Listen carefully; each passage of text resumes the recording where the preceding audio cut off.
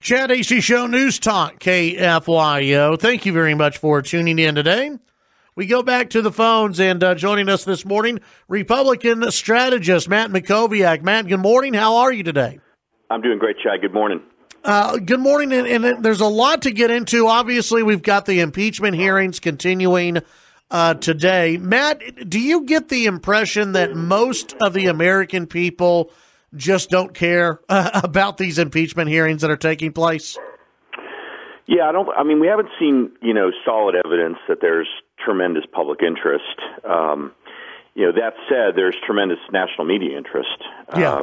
Every minute, every hour, every day, new so-called revelations, new so-called blockbuster, details coming out. And so, look, when the national media covers a story this intensely, there's always going to be some public interest because you simply can't get away from it. If you're, walking through an airport and it's on the cable news channel, you're going to naturally see something about it.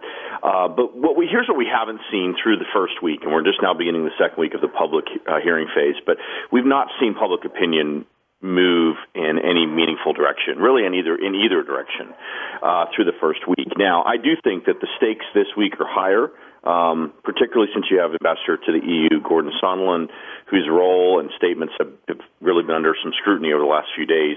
They believe he's testifying tomorrow. So we'll see what he says. His initial testimony in the private hearing sort of aligned with the Trump Trump White House position. He apparently then amended his testimony after the fact to make some type of change. So we'll see exactly what he says. But no, I don't think there's any evidence at this stage that this is moving the way the Democrats hoped it would, that it's moving public opinion, that it's putting pressure on Republicans. There's just no evidence of that. Do you think if public opinion isn't swayed one way or the other, and polling remains where polling is right now, do you think Democrats move forward with an actual vote on articles of impeachment? I mean, are they so far down the road they have to do it?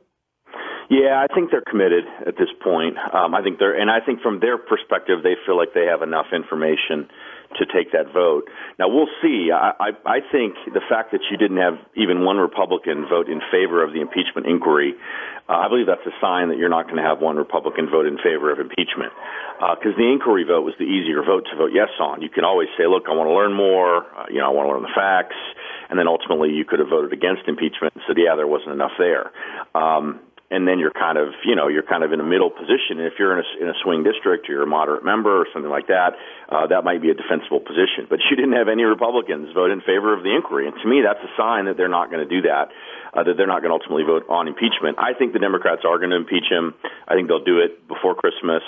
Probably in the month of December. They've got a few more weeks of this ahead where they need to get more testimony out there. But they're just committed. I just don't think they're going to back down at this point. The backlash on the left and the explanation that would be needed from Democrats after saying over and over and over again. I mean, the Speaker of the House said the president is now guilty of bribery. I mean, you can't say that and then ultimately not hold an impeachment vote. So no, they're committed. They're going to move forward, and I think you'll see a 2 or 3 week trial in the U.S. Senate in January, and that's going to be a spectacle in and of itself as well. And if you think these hearings are boring, wait till you see the trial. It's going to be really bad.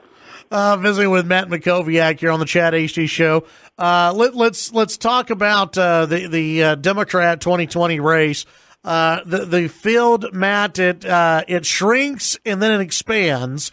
Obviously this shows that not all Democrat voters and really party insiders are happy with this. I think wasn't it Rahm Emanuel who came out recently and said, "Well, hey, now we're going to have a debate on ideas like we weren't having one before." I mean, not everybody is against this expanding field, it seems.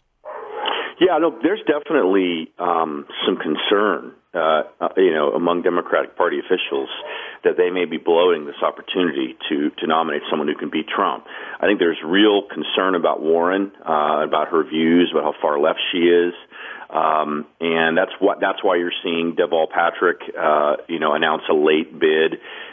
His bid is, I don't think, intended to make him the nominee. It's in many ways intended to prevent Warren from being the nominee, in the sense that I think he thinks he can probably take some vote from her in New Hampshire. He could look. His path is, he's going to finish like 12th in Iowa, and then maybe second or third in New Hampshire, and then maybe he gets to South Carolina as the only viable African American, and maybe he finishes first or second there.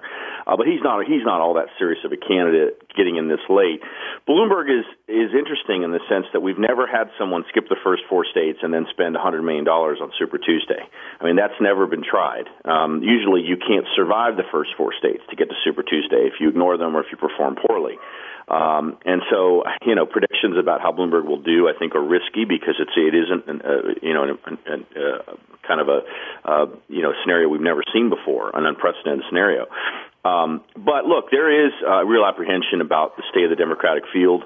It's certainly moved to the left, and if you look at the kind of where the field stands, 2 of the top 4 candidates are far too liberal, I think, to win a national election in Warren and Sanders, and they both have really large shares of the vote nationally.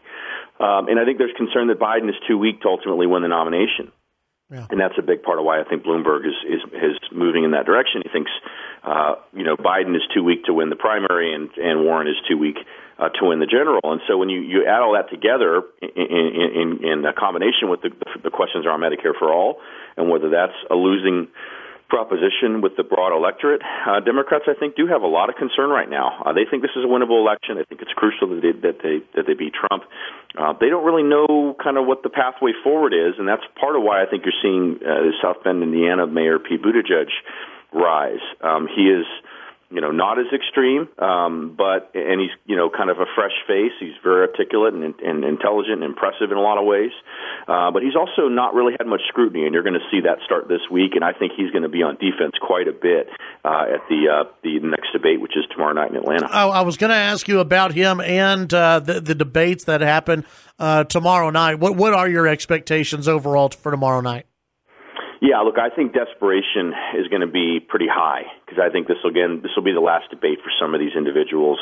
I don't think they're going to have 10 or whatever the number is on the stage in December. I think they may have 6 or something like that. So you're going to have a few people that are trying to throw haymakers. I think you're going to see Warren on defense again, like you did last time, particularly on Medicare for all.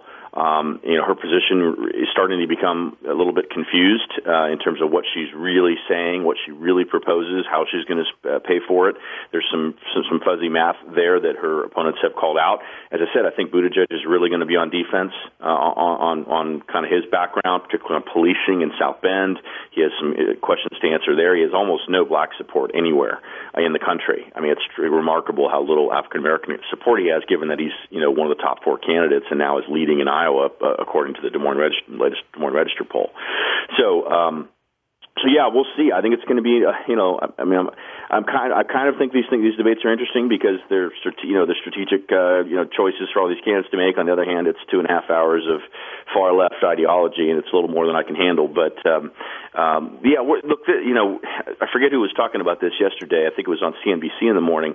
We've been saying for so long, the primaries are so far away, the race really has so much time. Well, it doesn't really have that much time left. I mean, Iowa is the first Saturday in February. I mean, we're talking about less than 3 months from now. Yeah. They're going to be voting in the Iowa caucuses and then in New Hampshire a week later. So there's not a lot of time left, and you're going to see some desperate people doing desperate things, I think, tomorrow night. Yeah, absolutely. Matt, appreciate you joining us today.